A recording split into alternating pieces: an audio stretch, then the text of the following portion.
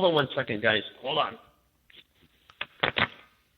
Well, no, you talk. I'm sorry. Don't let me hold you up. I'm sorry. Okay, go ahead. I'm just putting on my headset. Talk.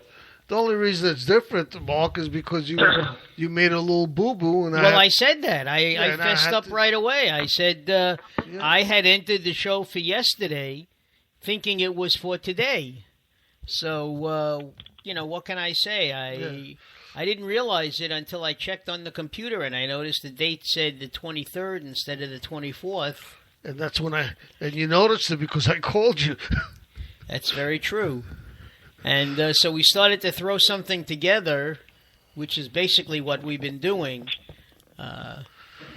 having nothing to do with yesterday's topic. But now that Chad is here, we... all the topics are relevant. They tend to run into each other. We can run into that same topic again, which is fine. Yeah. Listen. Yeah, your description says, as we live in this modern world, there are so many different religions and so many different gods. Even if you are the same religion, the beliefs may be different. How many different types of Muslims, Christians, and Jews are there? Yeah, this is still relevant, though, to your original point, which is how God is relevant to today's, the 21st century. I think we can probably slam it together in this last hour we have, but let's waste no time. We only have 50 minutes. We got probably lots to say, so let's throw it out there. Well, you guys tell me your thoughts about living in this modern world. Okay, we do see many different religions, but I keep bringing up a question to you. You guys have not really answered. I want to pick at you today. I'm picking at you. And that's these guys know that I pick on them quite a bit.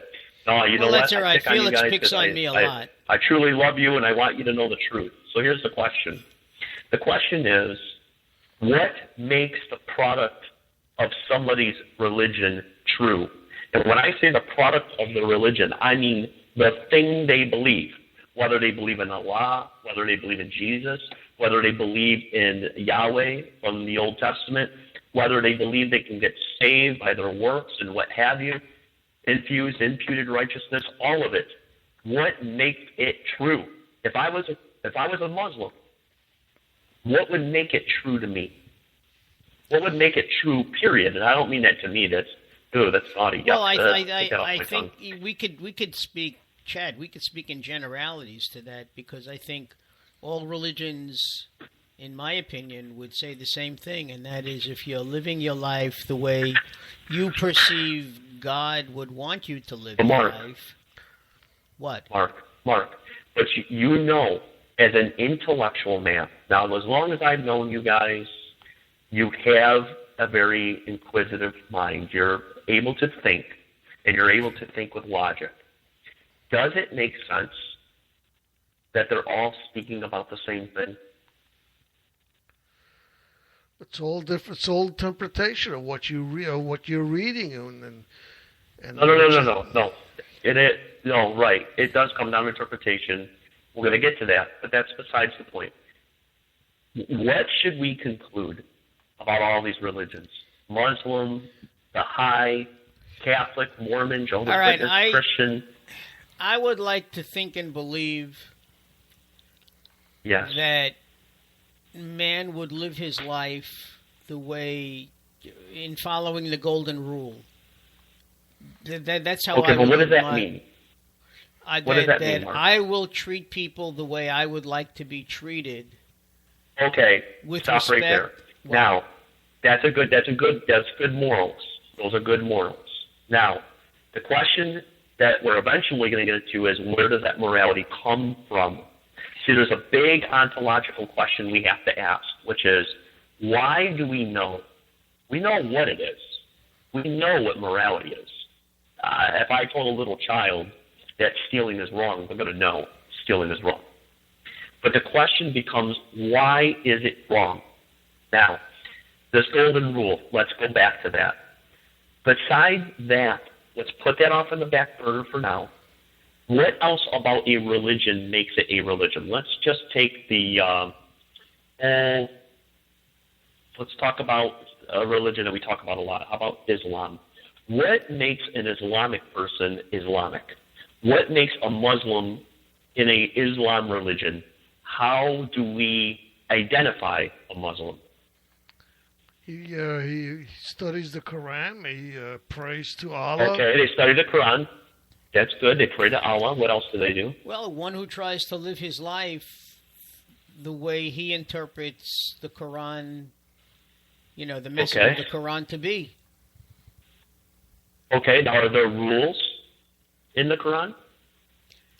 I think there are rules in every Bible.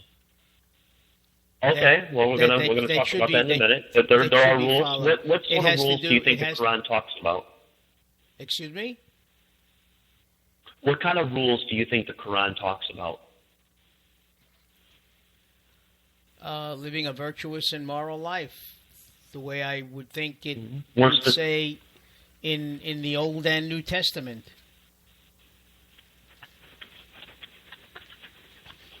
Okay, how about you, Felix? Well, believe it or not, they believe that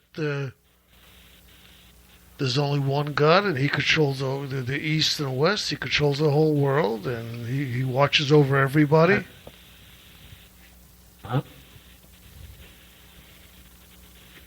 Okay. How about this one? How about you have to learn How about you have to learn about the most important parts of Islam? That's required. How about this? Educate yourself on the 5 pillars of Islam. Do you know what the 5 pillars are? Let's see. 5 pillars of Islam. I don't know exactly what they are. Yeah, you got to know. You got to know this in order to be a Muslim. So if we're talking about being Muslim here, we got to know what the 5 pillars of Islam is. What's the 5 pillars? Felix says I had a hard enough time being a Jew. You're talking about like Shahada and you're talking about Shahada, Salat, and those things? Shahada, yeah, that's right. One of the pillars concerning the testimony of faith, right? Shahada. What's another one? Zakat, Saum, and Hashi. Okay. They're required to pray for 5 times a day, the Salat, right? You have one of the pillars requires Muslims to fast during the holy month of Ramadan. Okay. Mm-hmm.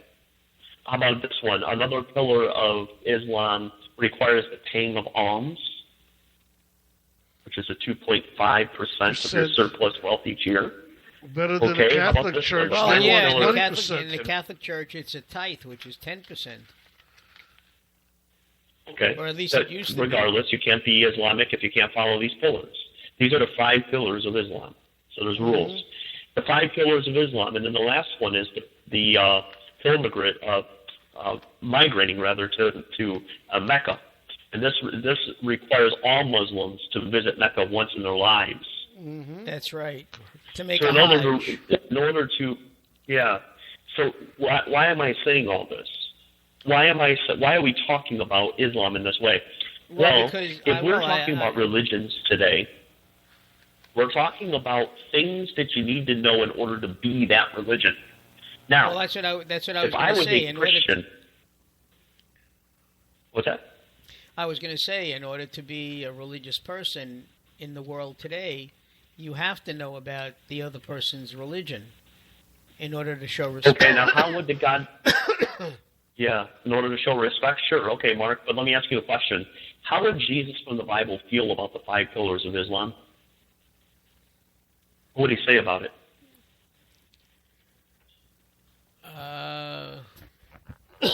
Well, since Jesus predates the Quran, I don't know. I would assume he would say that it's very similar to his own teachings. I mean, he said, his greatest lesson is when he tells his disciples to love each other as I have loved you. Okay? To him, that was the most important rule. Love God first, of course, but then love each other as I have loved you. Unconditionally. Okay. But Islam is a very legalistic, very religious type of religion where Jesus has rebuked a similar religion called Judaism. And Orthodox Judaism was slammed by Jesus. If you read Matthew 5 through 10, you'll see Jesus, or better yet, read John chapter 5. That'll blow you away. Jesus is saying, look, you're doing all these things, and you think that you have eternal life because you search the Scriptures. But I tell you, you do not have eternal life. You don't even know Moses. He's going to be the one who accuses you. And he said that to them in a very strong way because he was rebuking people who legalistically look at faith or God or their God in a very shallow way. It's based on the rules of men, it's based on traditions of men, and it has nothing at all to do with the commandments of God. Everything that God did in the Old Testament was a shadowing of things to come. He didn't mean people literally to follow after him in a very legalistic way. So if Jesus would disagree with Islam, if you read, how is it? Go ahead. No, I was going to say that if you read the New Testament, the four Gospels, okay, each Gospel changes in tone from the first Gospel, which still is very inclusive of the Jewish Christians, to the last Gospel, which is, I believe, the Gospel of John, where he rebukes the Old Testament for the most part, okay, and I think this is where the Catholic Church gets its belief, that it was the Jews who condemned and crucified Jesus, whereas in Pope John the 23rd in the First Ecumenical Council in 62, I believe it was, 61, said that it was the Romans who crucified Jesus and that the Jews had been wrongly persecuted for 2,000 years. Okay, but until then, John was, the Gospel of John was the gospel that most people followed. Okay, and that's why there was such animosity toward the Jews. And the Jews constantly got a bad rap. Just follow them. Mm-hmm. But, All right. Go ahead. Go ahead, Felix. No, I was going to say, not everybody is Catholic, and not everybody believes that anyway. Right. Well, look. I think there's a lot of distracting topics, and it's not your fault. I think this is a problem for most people who are trying to understand religious things. If I were a Muslim, there is no way I could be a Christian. Okay? I wouldn't have a choice. Because when you're a Muslim, everything gets canceled out. Which tells me one thing. People who are Muslim do not agree with Christianity, and Christianity does not agree with Muslim. Islam does not agree with Judaism, and Judaism does not agree with Islam.